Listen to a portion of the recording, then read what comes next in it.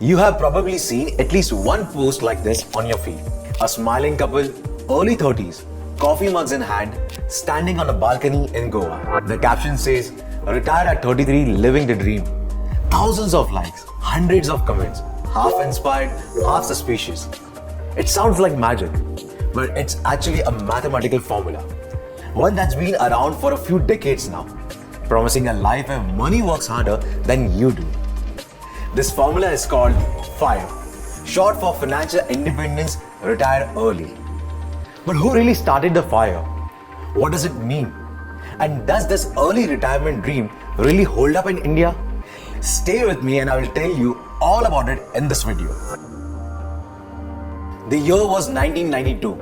The US economy was recovering from a downturn. Job cuts, corporate layoffs, and a growing sense that loyalty did not guarantee job security anymore. Amid that anxiety, two people, Vicki Robin and Joe Dominguez, released a book with an audacious title, Your Money or Your Life. It posed a question no one had really asked before. How much of your life are you willing to trade for money? Their answer reshaped personal finance forever. Save more, spend less, invest wisely until your investments generate enough to cover your expenses. Now I want you to keep these three things in mind. I'm going to break them down in just few moments, and you will see how they shape the entire FIRE philosophy. That moment when your investments pay your bills is called financial independence. And when you reach that point early, you could also retire early. The phrase that captured it all, FIRE, Financial Independence, Retire Early, was first coined in 1992 in that very book. Around the same time, Amy Decision, a mother of 6, was leading her own quiet revolution with a home-published newsletter called the Tightwad Gazette. Filled with lifestyle tips on stretching every dollar, a philosophy of intentional living would quietly become one of the cornerstones of FIRE. For a while, FIRE remained a quiet idea, whispered in finance circles and small online forums. But then came 2008. The global recession shattered trust in the systems. Millions lost jobs. Savings disappeared overnight. People began searching for a control, for a way to work on their terms. That's when a Canadian engineer named Pete Adeny, better known as Mr. Money Mustache, brought FIRE into the mainstream. He retired in his 30s, wrote about it online, and proved that early retirement wasn't a fantasy. And suddenly, FIRE wasn't just a philosophy. It was a movement, a rebellion against burnout, debt, and the idea that freedom only comes at 60.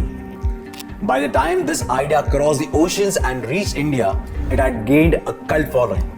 Even today, it continues to be somewhat of a subculture. Now, here's where opinions become polarizing.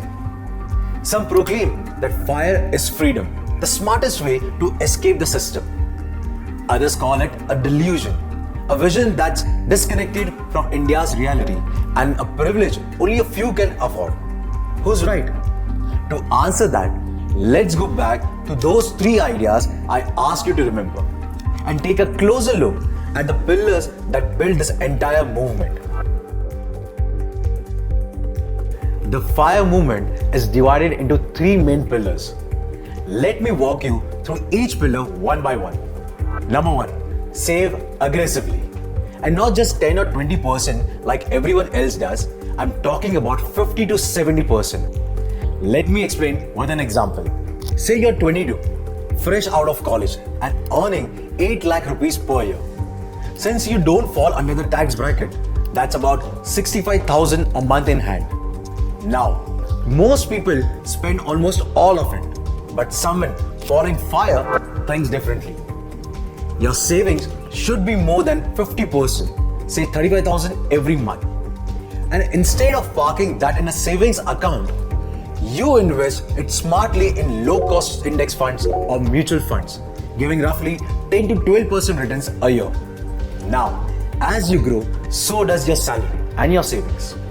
By 26, you are making 1 lakh a month and you keep expenses at 40 to 45,000 and your savings jump to 55,000 to 60,000. And by 30, you are earning 1.5 lakh a month.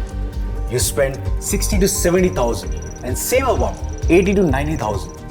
And by 35, your income is around 2 lakh and your savings are 1.2 lakh every month. If you invest like that consistently from 22 to 40, you could build a corpus of around 3.5 to 4 crore. And that's without any crazy market timing or lottery luck. Just consistent savings and investing. This was the first pillar of FIRE.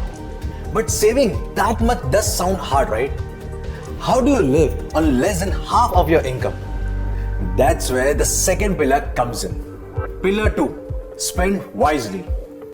When people hear about FIRE, the first thing they imagine is cutting every joy out of life. No coffee, no shopping, no vacations. Just sitting in a corner hoarding money. But that's not what FIRE is about at all. In the FIRE movement, you are allowed to spend on anything that your pre-calculated expenses number can sustain. It's a lifestyle shift. You can stop chasing instant gratification and start focusing on long-term satisfaction. It doesn't mean skipping every celebration. It means asking, does this purchase make my life better or just my day better? But you don't have to miss out on life's important milestones or experiences. Smart financial planning also means knowing when to use credit wisely. For example, in your 20s, you will want to get married or maybe get an online certification or master's degree. Instead of breaking your long-term FIRE investments, you can take a short-term personal loan to cover that cost. Because dipping into your FIRE corpus too early can mess up years of compounding. And if you want to structure your spending, here's a simple framework you can follow. 40 to 45% on needs like rent, EMIs and other essentials, 10 to 15% on wants like hobbies, traveling and leisure, and the rest of 45 to 50% goes to your FIRE plan. But let's be real, spending only 10 to 15% on wants like travel, hobbies and leisure sounds tight, right? That's where smart spending hacks come in. You don't have to cut out the fun. You just need to fund it better. Use reward points from your credit cards or digital wallets. They can easily cover a meal, a movie, or even flight upgrades. Book flights and hotels early to get better rates, and don't forget to use price comparison sites. They actually work. For dining out, stick to apps or cards that give cashback or dining discounts. For shopping, wait for major sale cycle instead of impulse buys. That one shift alone can save thousands a year. And here's one more. If there's a hobby you love, look for community version of it. Local trek instead of pricey vacations. Group classes instead of solo sessions. The goal is not to spend less, it's to spend smarter. So now, we have talked about saving aggressively and spending wisely. But these two pillars can't alone make FIRE successful. You need to invest wisely so that your corpus grows and reaches your retirement goal. So let's deep dive into the third pillar of FIRE, which is investing wisely. Because honestly, the money you are saving should not just sit in a bank account. Savings that sleep shrink. You have got to make them work for you. Here's the thing, inflation is real. Prices go up every year. Your rent, your groceries, everything. So if your money is not growing faster than inflation, you are actually losing value over time. That's where investing comes in. The goal is not to take crazy risk or time the market. It's to invest steadily in assets that grow, like index funds or mutual funds that mirror the stock market. They are simple, low cost, and proven to outperform most other investments over time. It's about compounding and letting your returns earn returns year after year. Let's go back to our earlier example. You began saving 35,000 rupees a month from your 65,000 salary.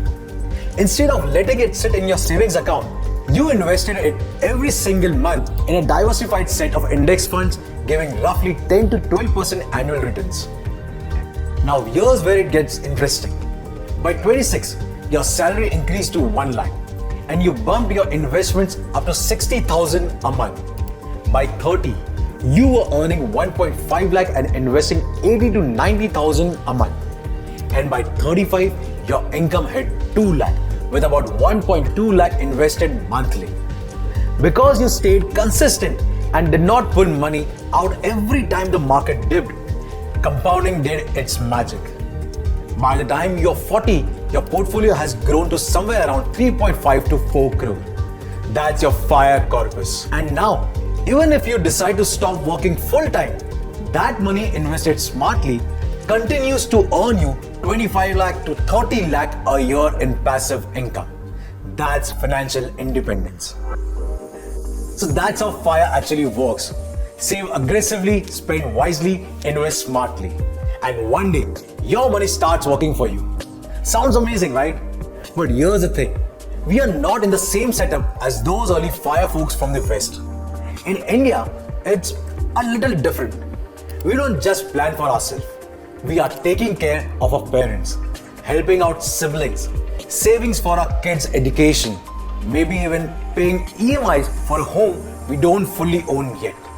Add medical inflation and rising living costs, and suddenly early retirement starts to look like a distant dream. So the question is, can FIRE really work in India? Can someone in their 20s or 30s juggling responsibilities, bills and family expectations actually retire by 40?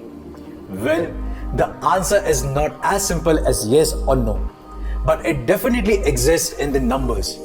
In the next video, I will show you exactly how to calculate your own FIRE number, which is your personal retirement corpus, and what it really takes to reach it. If you found this useful, hit like and subscribe to our channel for more conversations about money. See you in the next video. Thank you.